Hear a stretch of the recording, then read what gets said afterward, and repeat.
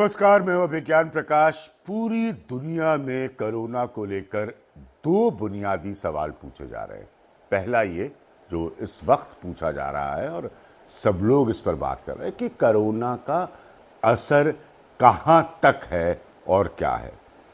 दूसरा बड़ा सवाल, और ये दोनों बहुत लाजमी हैं, बहुत सिग्निफिकेंट हैं, बहुत रेलेवेंट हैं, वो ये है कि कोरोना की भयावह स्थिति से भले ही हम बाहर आ गए, उसके बाद दुनिया में क्या होगा, क्या बदलेगा और दुनिया के आर्थिक हालात कैसे होंगे। सब लोग एक बहुत बहुत बड़े, जिसकी तुलना 1920-1930 से की जा रही है, उस तरह के इकोनॉमिक डिप्रेशन की, आर्थिक मंदी की बात कर रहे हैं। क्या होगा इसका असर? और स्वाभाविक है, अगर दुनिया में इसके असर की बात हो रही है, चाइना जो है वो फोकल पॉइंट है सारी बातचीत का, अमेरिका फोकल पॉइंट है सारी बातचीत का, तो हिंदुस्तान पर क्या असर होगा, इसको भी जानना और समझना बहुत ज़रूरी है। बहुत सारे लोगों को नहीं समझ में आ रहा और ये बहुत स्वाभाविक है। मेरे साथ एक ऐसी शख्सियत जुड़ी है जो उनके बारे में मैं आपको क्या बताऊं, अर्थशास्त्र के लिहाज से और अर्थशास्त्री होने के लिहाज से दुनिया उनको अच्छी तरह से जानती है। अरविंद पानीग्राही साहब, और वो प्रोफेसर है इकोनॉमिक्स के कोलंबिया यूनिवर्सिटी में। उनसे बात करने से पहले मैं उनके तमाम इंटरव्यूज़ पढ़ रहा था कि हाल में उन्होंने क्या कहा है, और कोशिश मेरी और इनकी दोनों की यही रहेगी कि आपको हम समझा सके, बता सके कि इकोनॉमिक एजेंडे पर देश यहाँ से कहाँ जा सकता है, उसकी मुश्किलें क्या होंगी और उसके लिए रास्ते क्या होंगे, वे आउट क्या होंगे। अरविंद पानीग्राही जी, बहुत बहुत शुक्रिया। Thank you so much sir for joining us. मेरी खुशी, आपने मुझे बुलाया, आपके बहुत खुश हूं। अगर आप मुझे सुन सकते हैं। हाँ, बिल्कुल अच्छी तरह से।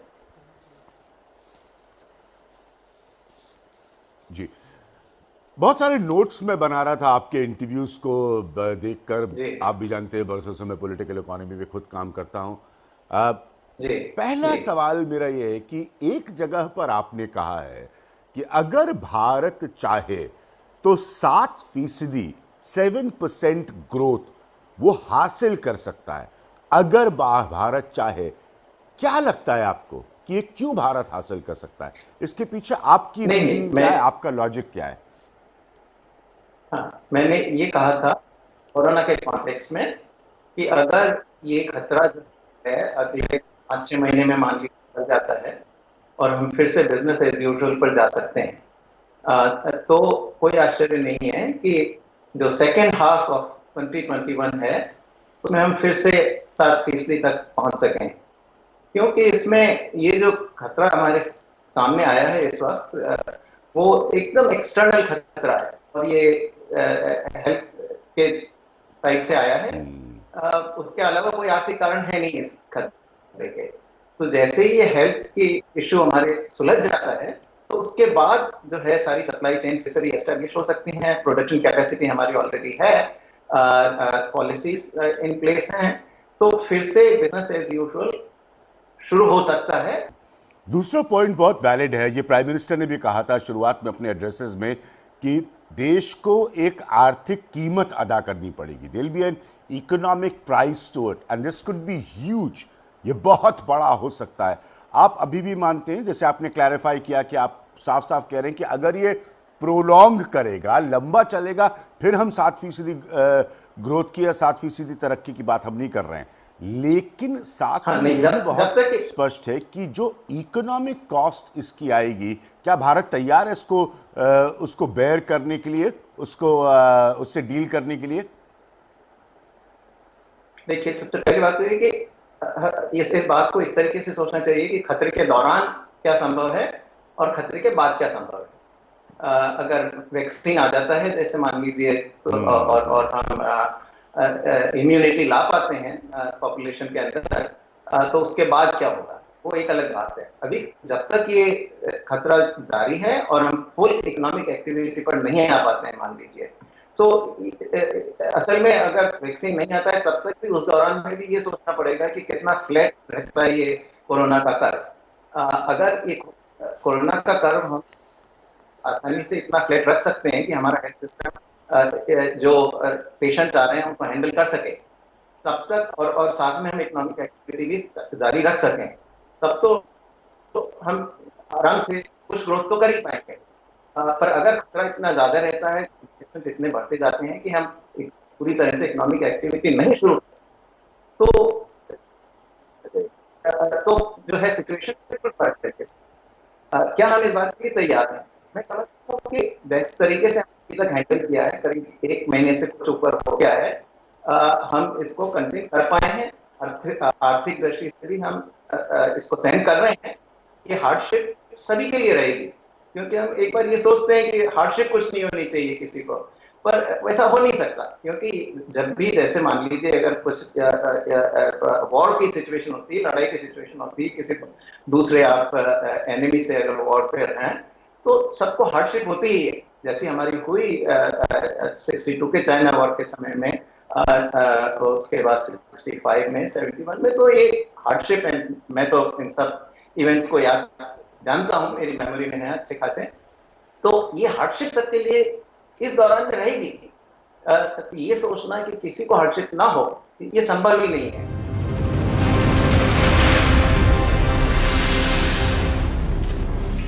सही पॉइंट आप बार बार यूज कर रहे हैं। एक अंग्रेजी का शब्द है हार्डशिप, यानी कि तकलीफ, जो आप कह रहे हैं बिल्कुल सही कह रहे हैं। लेकिन हाँ, हम इसकी जो इकोनॉमिक कॉस्ट है, जो आप खुद कह रहे हैं विल बी ह्यूज, ये बहुत बड़ी होगी, क्या हम हाँ, इसको बेयर कर पाएंगे? इसके बाद मैं आपके पास इसको हम खास तौर पर लिक्विडिटी के पॉइंट पर आऊंगा, जिसको लेकर बहुत बड़ी चिंता हो चुकी है भारतीय अर्थव्यवस्था में, भारतीय बाजारों में, और भारतीय जो छोटे मध्यम वर्ग के व्यापारी हैं उनमें। जो इकोनॉमिक कॉस्ट है, मैं फिर वापस आ रहा हूं सर, क्या हम उसको बेयर कर पाएंगे आज की हालत को देखते हुए? हाँ हाँ, तो इसमें इसके अलावा हमारे पास कोई रास्ता है नहीं। इकोनॉमिक कॉस्ट हमें सहन करनी ही होगी। अगर लोगों की अगर यहाँ पर अगर हेल्थ का आपको ख्याल रखना है, तो इकोनॉमिक कॉस्ट जो आएगी उसको बेयर करनी होगी। हम कर सकते हैं, क्यों नहीं कर सकते। मैं इसलिए समझता हूं कि हम मच बेटर प्रिपेयर हैं आज की तारीख में, क्योंकि ये खतरा अगर हमारे पास मान लीजिए 25 या 30 साल पहले, तो हमारी तो अर्थव्यवस्था इतनी कमजोर कि हम तो घुटने टेक देते हैं। पर आज की तारीख में हमारी जो है करीब 2.6 ट्रिलियन, 2.7 ट्रिलियन डॉलर की इकोनॉमी है। इस इकोनॉमी में हम कम से कम हमारे इतने साधन हैं, पिछले 20 साल 25 साल में हम इतने साधन हमारे बढ़ा पाए हैं कि हम इसको सहन कर सकते। और ये तो जो है हर विश्व के हर अर्थव्यवस्था को ये झटका सहन करना ही पड़ेगा, क्योंकि इसमें हम अकेले नहीं हैं। इसमें अमेरिका, जहां पर मैं रहता हूं, उसमें भी बहुत भारी झटका लगा है। पर इसमें यह भी संभव है कि अगर वैक्सीन वगैरह आ जाता है तो इस खतरे से हम जल्दी भी आ सकते हैं। और ये मत भूलिए, इस तरीके के खतरों से हम पहले निकले हैं। 2008 का जो ग्लोबल फाइनेंशियल क्राइसिस हुआ, शायद हिंदुस्तान पे उसका असर कम पड़ा, पर फिर भी पड़ा। असल में उस वक्त ग्रोथ रेट हमारी करीब 3% के नीचे आ गई थी 1 साल के लिए, पर फिर हम ऊपर आ गए थे। अगले ही साल उसके बाद हम 8-9% पे वापस आ गए थे। तो उसी परिप्रेक्ष्य में मैंने ये बात कही थी कि जब अगर हम 2008 के खतरे के जो फाइनेंशियल क्राइसिस, जो इतना बड़ा ग्लोबल क्राइसिस था, उसके बाद एक ही साल में हम वापस 8 या 9% पर जा सके, तो ये खतरा टलने के बाद भी हम फिर से 7% पर जा पाएंगे। अरविंद सर, लेंडिंग और बोरोइंग के पॉइंट पर, आप इस वक्त न्यूयॉर्क में हैं, यूएस में हैं। हम सब जानते हैं कि दुनिया के मुकाबले ये बहुत महंगा है इस वक्त अभी भी इंडिया में। क्या ये सब बदल पाएंगे? क्योंकि छोटे उद्योगों को, लोगों को फिर वो इकोनॉमिक पुश की जरूरत पड़ेगी। नहीं, जो पुश अभी तक जरूरत है वो धीरे धीरे सरकार दे रही है। और जैसे जैसे सिचुएशन अनफोल्ड करेगी, जैसे जैसे लॉकडाउन खुलेगा, उसको ध्यान में रखते हुए सरकार को कदम लेने होंगे। पर अगर सवाल ये पूछा जाए कि अब तक जो है कदम क्या सरकार ने ठीक से उठाए हैं, मेरा मानना यह है कि सरकार ने अब तक बिल्कुल ठीक कदम उठाए हैं। क्योंकि पहला कदम जो है सरकार को इस बात से उठाना था कि सबको खाने पीने की व्यवस्था हो, शेल्टर की व्यवस्था हो, तो वो व्यवस्था सबसे पहले सरकार ने उस पर फोकस किया। उसके बाद धीरे धीरे जो है लिक्विडिटी को reserve bank of India address कर रहा है। जैसे जैसे इकोनॉमिक एक्टिविटी बढ़ेगी उसके लिए लोनेबल फंड्स या क्रेडिट की जरूरत पड़ेगी, तो धीरे धीरे उसको बढ़ाना होगा ना। इंटरेस्ट रेट का जहां तक सवाल है, वो हमारे देश में तो इंटरेस्ट रेट हमेशा जो है 5-6% जो अमेरिका के इंटरेस्ट रेट है उससे ऊपर रहेगी ही, रही है। ऐसा नहीं है कि जब हम 8% पर ग्रो कर रहे थे उन दिनों में भी हमारी इंटरेस्ट रेट विश्व के जो खासतौर से अगर विकसित राष्ट्रों की जो इंटरेस्ट रेट है उससे तो ऊपर रहती ही है हमेशा 4-5-6%। और आप देखें 211 और 12-13 के समय में बहुत हाई थी हमारी इंटरेस्ट रेट, तो पर फिर भी हम ग्रो कर ही रहे थे।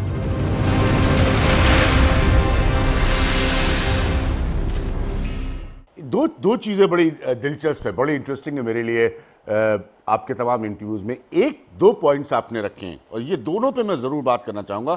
Cushion millions of workers and house holds that have lost livelihoods, यानी कि वो जो लोग, और हम लगातार तस्वीरें देख रहे हैं, लोग किस तरह से गरीबी में अपने एक जगह से दूसरी जगह पहुंचने की कोशिश कर रहे हैं, लोगों की जान तक चली गई उस प्रोसेस में।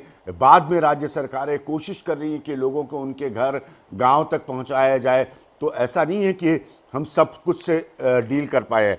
एक चीज़ आपने कही, cushion millions of workers and house holds that have lost livelihood, यानी कि जिन लोगों का रोजगार चला गया उनको कोई ना कोई सहायता मुहैया कराई जाए। इसको सर थोड़ा सा एक्सप्लेन करिए, क्योंकि इन सब की कॉस्ट जो है, कीमत जो है, आप जानते हैं, आप नीति आयोग से जुड़े रहे हैं कि इनकी कॉस्ट टैक्स पेयर पर आती है। ये कैसे संभव हो पाएगा अगर उन लोगों को जो उनका रोजगार चला गया है, जिंदगी रुक गई है, उनको वापस मेन स्ट्रीम में लाने की कोशिश की जाए? नहीं, देखिए, पहली बात यह कि इसमें आपने थोड़ा सा शॉर्ट टर्म और लॉन्ग टर्म को कंफ्यूज कर रहे हैं। शॉर्ट टर्म में ये सही है, जो सेल्फ एम्प्लॉयड हैं, ठीक है, या डेली वेज अर्नर्स हैं, उनके लिए तो बहुत गहरी समस्या हुई है। तो ये जो हैं, इनके लिए हमें कैश ट्रांसफर्स, फूड का प्रोविजन, शेल्टर का प्रोविजन, ये सरकार के लिए करना जरूरी है। और ये इसके लिए काफी सरकार ने एफर्ट किया है। आप जानते हैं कि वो शुरू में जो पैकेज दिया था 1.7 लाख करोड़ रुपीस का सरकार ने, उसमें ये सारे प्रोविजन थे। फूड का जैसे है वो 5 किलोग्राम से बढ़ा के 10 किलोग्राम कर दिया था, 1 किलोग्राम दाल दे दी थी। और अगर आप हमारे जो नेशनल सैंपल सर्वे के एक्सपेंडिचर सर्वे आते हैं उनमें देखें तो हमारे यहाँ फूड का जो फूड ग्रेन का कंजम्पशन है मंथली, वो 10 किलोग्राम ही है पर पर्सन। सो जो इतना जरूरत पड़ती है वो दिया गया उसमें। अच्छा, पीएम किसान के अंतर्गत उन्होंने 1 अप्रैल को 2000 रुपए जो है सबको, सारे फार्मर्स को ट्रांसफर किए हैं इन्होंने। कुछ और ट्रांसफर्स भी किए गए हैं, ईपीएफओ से कुछ में कुछ छूट दी गई है। कुछ फंड्स थे करीब 30-35 हजार करोड़ के मिनरल वगैरह से रिलेटेड, वो प्रोवाइड किए गए हैं। तो कई कदम उठाए गए हैं और आगे चलकर और भी उठाने होंगे। क्योंकि एक बात देखिए कि 2 बड़े ग्रुप हैं हमारे जो जिनको जरूरत पड़ती है। एक तो बीपीएल वाले, तो वो सारे राशन कार्ड से जुड़े हुए हैं, तो वो भी आधार के थ्रू और राशन कार्ड के थ्रू जुड़े हुए हैं। और फार्मर्स, उनका भी पीएम किसान के अंतर्गत जो है जोड़ा हुआ है। तो ये जो है अभी शॉर्ट टर्म के लिए इनको टाइड ओवर करने के लिए, अगर और भी ये लंबा चलता है तो सरकार को कैश ट्रांसफर करने होंगे। और ऐसा नहीं है कि, जब मैंने ये कहा है कि हम इतने कैश प्रिंट नहीं कर सकते जिस तरीके से अमेरिका प्रिंट कर सकता है कि 10% ऑफ द जीडीपी तक आप कर दें, क्योंकि डॉलर हर ही कोई पूरी दुनिया यूज करती है, तो उसका इन्फ्लेशन इम्पैक्ट सारी दुनिया पे डिवाइड हो जाता है। हमारे रुपए का इन्फ्लेशन इम्पैक्ट इवेंचुअली बहुत ज्यादा हो सकता है। तो अगर आप 8-10 लाख करोड़ रुपए जितना अगर प्रिंट करेंगे तो that will be too much, पर कुछ प्रिंट करना होगा। This is fine, so this is why मैं ये कह रहा हूँ कि we have to move in a calibrated fashion.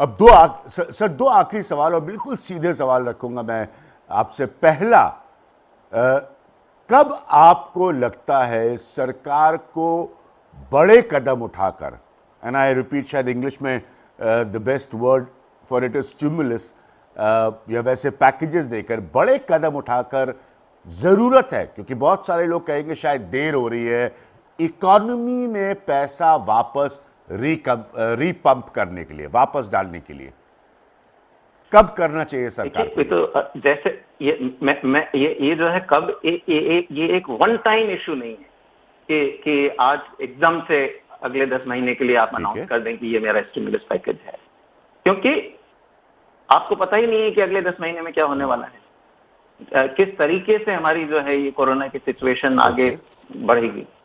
तो इसलिए धीरे धीरे जैसे जैसे चलते जाते हैं उसको देखकर करना होगा। इसमें आप ये सोचिए कि अभी बहुत ज्यादा पैसा आपने अगर पंप कर भी दिया, तो अगर वर्कर्स ही नहीं है आपके, क्योंकि वो सब लॉकडाउन में है या सोशल डिस्टेंसिंग में है, तो आप उस पैसे को कहाँ लगाएंगे? उसका तो that money will have to sit till economy opens up and then everybody will start spending. सब तेजी से खर्च करेंगे तो इन्फ्लेशन बढ़ेगा, आपकी सप्लाई नहीं है और इतनी इफेक्टिव डिमांड आप क्रिएट कर देंगे। मान लीजिए कि आप 10 लाख या 15 लाख करोड़ रुपए का इस तरीके का पैकेज अनाउंस कर देते हैं, तो इमीडिएटली वो तो इन्फ्लेशन होगा ना, आपकी सप्लाई तो है नहीं। तो इसलिए आपको जो है ये कैलिब्रेटेड वे में बढ़ना पड़ेगा। सरकार इस दृष्टिकोण से बिल्कुल ठीक कर रही है कि कैलिब्रेटेड वे में प्रोसीड कर रही है। लकीली हमारे देश में अभी तक इंसिडेंस जो है कोरोना का काफी लिमिटेड सा ही रहा है। अगर माने तो इतना बड़ा देश है, इतना बड़ा हमारे जो है 1.35 बिलियन पॉपुलेशन हमारी है, उसको देखते हुए हमारे आधे से ज्यादा डिस्ट्रिक्ट जो हैं वो अभी तक बिल्कुल या तो कोई केसेस ही नहीं हुए हैं या ऐसे हैं जिनमें पिछले 2 हफ्तों में 10 केस भी नहीं आए। तो उनको हम आराम से इकोनॉमिक एक्टिविटी तेजी से शुरू कर सकते हैं। तो ये हमारे लिए एक बड़ी अच्छी बात है शुरू में, क्योंकि काफी बड़ा देश का हिस्सा है कोरोना से ग्रसित नहीं है, तो उसको हम जल्दी खोल सकते हैं, वहां पे इकोनॉमिक एक्टिविटी तेजी से चालू हो सकती है। इसके साथ ही ये भी मानना पड़ेगा कि जो सबसे बड़े बड़े सेंटर्स हैं, दिल्ली हुआ, बंबई हुआ, इंदौर वगैरह, ये ज्यादा ग्रसित हैं। तो ये भी एक कोरोना ने जो है हिट किया है, वो जो ज्यादा इकोनॉमिक एक्टिविटी के सेंटर्स हैं उनको ज्यादा हिट किया है। पर फिर भी कम से कम हमारा 2/3 ऑफ द नेशन हम आराम से खोल सकते हैं, क्योंकि इतना ग्रसित नहीं है।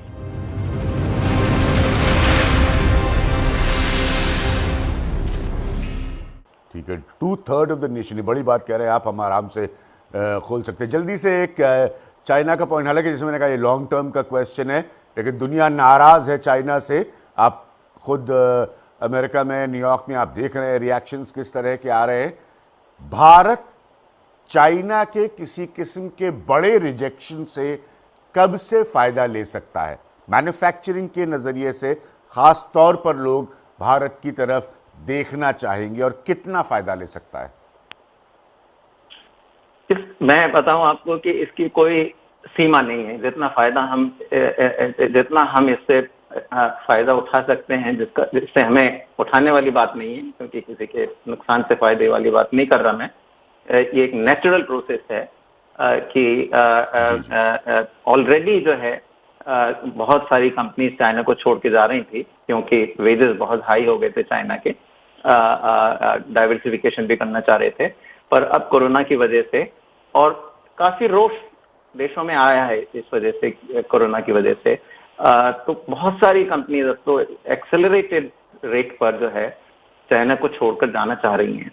तो अगर हम अपनी तरफ से पूरी कोशिश करें, हमारे जो है कायदे कानून ऐसे बना दें कि उसमें प्रोड्यूसर्स को फ्रेंडली हो, प्रोड्यूसर फ्रेंडली हो, इन्वेस्टमेंट फ्रेंडली हो, तो इसकी कोई सीमा नहीं है कि हम कितना फायदा उस बात का उठा सकते हैं। क्योंकि जिस तरीके से चाइना आगे बढ़ा पिछले 20 साल में, उसी तरीके से अगले 20 साल में हम बढ़ सकते हैं। अगले 20 साल में हम कहां से कहां जा सकते हैं, क्योंकि अल्टीमेटली हमारा सर्विसेज सेक्टर ऑलरेडी स्ट्रांग है और हमें मैन्युफैक्चरिंग में जो है आगे ज्यादा बढ़ना है, क्योंकि मैन्युफैक्चरिंग हमारी वीकर है, वो हमारा वीकर लेग है। मैं 2 लेग्स की बात करता हूँ, industry, manufacturing and services. Services leg हमारा बहुत स्ट्रांग है, मैन्युफैक्चरिंग लेग हमारा कमजोर है, तो उसको हम एक्चुअल में बहुत मजबूत बना सकते हैं। ये एक हमारे पास बहुत बड़ी अपॉर्चुनिटी है। तो हमें जो जो रिफॉर्म करने चाहिए, या मैं कई बार ये भी कहा है कि जैसे शेंजन है चाइना में, उसी तरीके से हम भी ऑटोनमस एम्प्लॉयमेंट जोन्स क्रिएट करें, और ज्यादा नहीं 2 या 3 से शुरू करें, एंड उसमें जो है मल्टीनेशनल्स के लिए अच्छा इकोनॉमिक एनवायरनमेंट प्रोवाइड करें सारे हमारे देश की कंपनीज के लिए भी, सबके लिए, सिर्फ मल्टीनेशनल की बात नहीं, लेवल प्लेइंग फील्ड पर सबके लिए, लेबर लॉज, लैंड लॉज, बाकी सारी सुविधाएं, movement of goods outside the country into the country, ये सारा जो है ट्रेड का फैसिलिटेशन, सब कुछ अगर हम कर सकें इन 2-3 जो है ऑटोनोमस एम्प्लॉयमेंट जोन्स में, तो हम बहुत तेजी से आगे बढ़ सकते हैं। तो थैंक यू सो मच हमसे बात करने के लिए। मैं पूरी उम्मीद करूंगा कि सरकार में बैठे लोग, सभी समझदार लोग, सुनिए, आप समझिए। आर्थिक मसले में हमेशा आपसे कहता हूं कि उनको सरल करके समझने की ज़रूरत है। ये कोई हवा नहीं होती और ये सीधा सीधा आपकी हमारी ज़िंदगी पर असर डालते हैं। पानीग्राही साहब साफ साफ कह रहे हैं कि अगले 20 साल हमारे हो सकते हैं, यानी कि भारत जो है वो भविष्य की तरफ देख सकता है। तो हर क्राइसिस, हर तकलीफ एक नई उम्मीद को भी जन्म देती है, एक नई अपॉर्चुनिटी को भी जन्म देती है। यह हमेशा से कहा गया है। सुनिए इनकी बातों को ध्यान से और समझने की कोशिश करिए कि हमारा भविष्य यहां से कहां जा सकता है। Thank you so much sir, once again thank you so much sir. धन्यवाद, आपका भी धन्यवाद।